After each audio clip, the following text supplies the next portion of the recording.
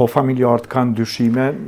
Unë dyshimet së me heke kërkujna, po unë jemi gatshëm në çdo mënyrë të mundshme mi përgjigj qysh ata do ndash me moral, ndash me zakone, ndash me tradita, ndash me kanon, ndash me ligj, në çdo argument që unë e posedoj edhe jam i gatshëm moralisht edhe shpirtërisht mi ja përgjigje.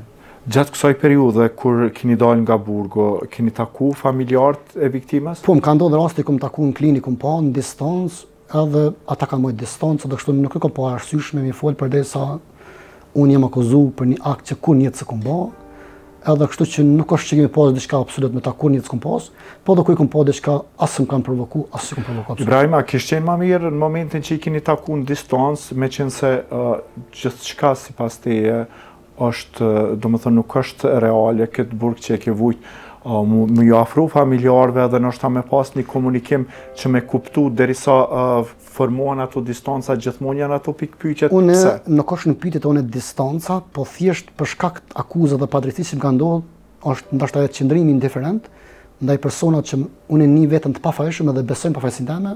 Po prandaj po thon. Gjithmonë jemi koni gatshëm edhe jemi gatshëm edhe vazhdojmë me këtë gatishmëri që mi përgjigj aty në çdo formë të mundshme. Që unë s'kam hakasile. Për me thonë bukfalisht shqip. Unë një vetëm pafajshëm besojmë pafajësinë time edhe betohem zot se s'kam hakasinat vepër. As nuk e di, as një informacion të vetëm nuk e kam si ç'është ka ndodhur ajo ngjarje. Përveç indikacionit që kam një mas ngjarje që ka ndodhur, ç'është folet tash, je mund ta ketë bok ai apo ky. Po dyshon indikon për kallëzim? Ka shumë indikacione, besa ndoshta edhe informacione që personat e mundshëm që ta kenë kryer atë rast nuk kanë arrestu, as nuk kanë gjykuar, as një kuptuar se dikush e ka vrarë person. Po besoj që kjo i përket më shumë organet e ndjekjes, edhe besoj që me kohë drejtësia do të triumfon, edhe ajo besoj se është vetëm çështje kohe. Në këtë rast thuhet që ka qenë edhe një person me ndikim. A mendoni që ai personi me ndikim e ka bërë gjithë këtë? Unë të skenori akuzës edhe të kurdisja rastit edhe mundimit është implikuar personi me influencë për shkak se unë më kanë një djoni për dëbimet e tina. Kështu që ai për më dëmtu imazhin e besimit në rast denuncimit e tij në polici më ka kurdis dhe montu këtë rast. E kuptoj. Po pastaj pas kësaj çka do të bëni ju çdo herë keni thonë një person me influencë, pas një herë nuk e keni citu, doni ta mbani akoma anonim? Jo, nuk është çështje anonimit, po është çështje për shkaqe sigurie të procesit dhe për shkaqe sigurie të rrjedhës së trasit të procesit, ato kam thonë në organet e ndjekjes, të organet kompetente, e kam prononcuar emrin e tina edhe mbi emrin kuptohet, edhe komplet historinë e tina për çka unë dyshoj që ama ka kurdisë dhe mund të rastin, por kjo çështje më shumë i përket organet të ndjekjes dhe gjyqësorit. A mendoni që edhe në këtë pjesë me qenë se në vendin e caktuar edhe e ke cituar emrin e tij, prap do të neglizhohet si punë? Prap nuk ka drejtësi? Unë besoj që një ditë drejtësia, është e thonë që përdoret drejtësia vënume është drejtësia me hume. Unë jam i vetëdijshëm që drejtësia nuk vjen drejtësisht, ajo vjen padrejtësisht, po unë besoj që te drejtësia hyjnore, që është e ngadalshme, po është edhe arritshme. Kështu që besoj me kohë drejtësia do të triumfojë. Unë as nuk ndalem, as nuk dorëzohem derisa të triumfon drejtësia. Ibrahim, do t'ju kthehemi viteve në burg. 13 vite. Po. 13 vite me të vërtet janë shumë të mëdha. Edhe sidomos kur njeriu sipas teje që nuk ka të bëj me vrasje apo me diçka më shumë, thjesht ke qenë në moshën më të mirë kur ti ke mendu ëndrat tuaja, shkollimin tuaj, edhe ndodhi gjithçka. Kur u fute në burg, si ishte burgu për ty edhe si përjetove? Atë i referohem periudhës 2009-s ku jam arrestuar. Privimi i lirisë ka qenë prej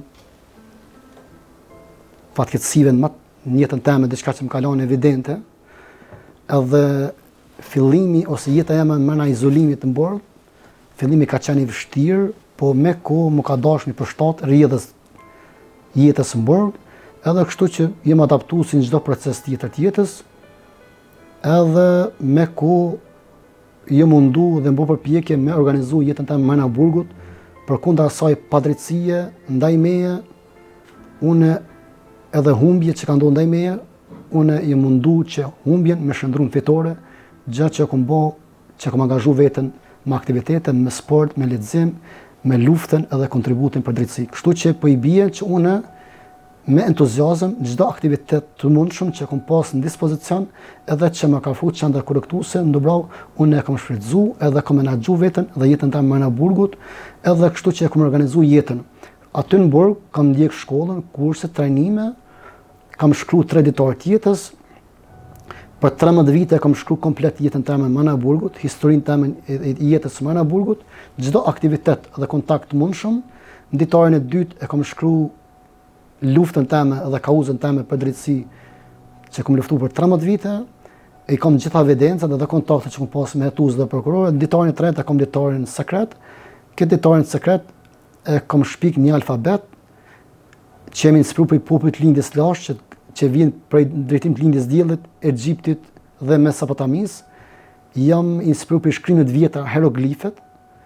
Edhe për aty në shkrimi kam bën një alfabet sekret edhe kam bën një ditar sekret që mu ka dash shënimet e mia ose sekretet e mia mi rujt aty për shkak se mund të keq përdoren nga shokët e dhomës apo mund të shifen ose mund të verifikohen edhe nga oficerët e burgut, për shkak se në burg nuk mund të ruhet privatësia për shkak të sigurisë të ambientit burgut.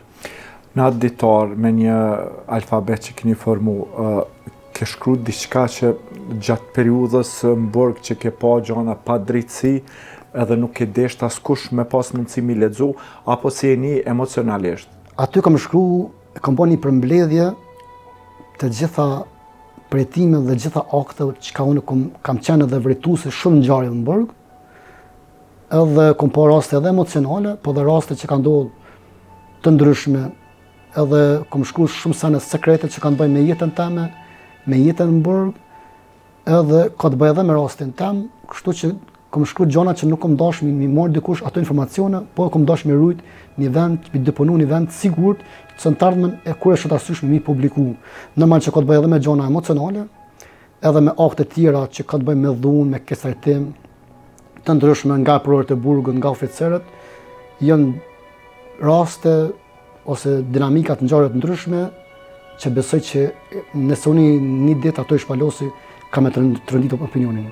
Ka raste shumë, s'po du me egzageru, po raste që kanë ndodhur, që janë për mua kanë qenë evidente për stafin e burgut, për shkak që kanë fshe ose kanë kamufluar me raporte të ndryshme edhe përmes strukturave të burgut, po për mua janë evidente edhe në të ardhmen ato më mi dëshmu edhe mi argumentu që në burg Dubravës ka ndodhur shumë sene që bien ndesh me ligjin edhe që janë vepra penale edhe që përkasin të krimit të organizuar. Do të thotë je i gatshëm çdo herë. Shpresoj në të ardhmen kom e publiku kur e shoh kohën e duhur në vendin e duhur. Se tash nuk e shoh që ka drejtësi të mirëfillt, edhe në burg ka ndodhur skenare të ndryshme, ka ndodhur montazha, ka ndodhur skenare edhe për provët të burgut, për oficerëve, ka ndodhur dhunë, keqtrajtime. Rastin e fundit e kemi evident edhe rastin e Fatonit, kur krejt ajo përgjegjësi që më thonë shkaktar i asaj që ka ndodhur te vdekja e tij, edhe pse ato ka vrarë dikush tjetër, kjo i fatërohet institucionit korrektues të burgjeve për shkak keq menaxhimit ndaj të burgosëm. Edhe